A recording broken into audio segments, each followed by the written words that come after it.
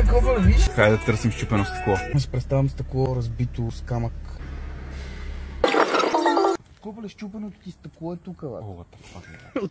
Ама вече не си мислим за... Айде да направим още един поинт, последен за вечерта. Да търсим точно конкретен предмет. Айде да си мислим за детска играчка. Малко и детско.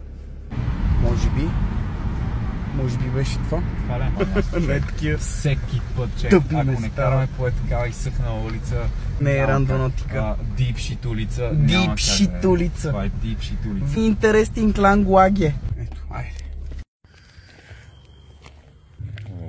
Те сме отново, бе. Не.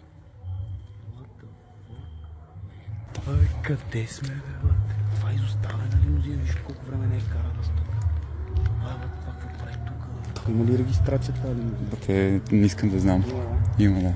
Защото не е българска лака. Има да. Представяше много крипарско. Някакъв силует минал там за секунда обаче. Това е кола, която не идва. Искам само да видиш на там. Детска играчка. Детска играчка, брат.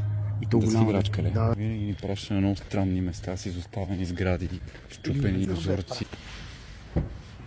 Айде пак черната котка.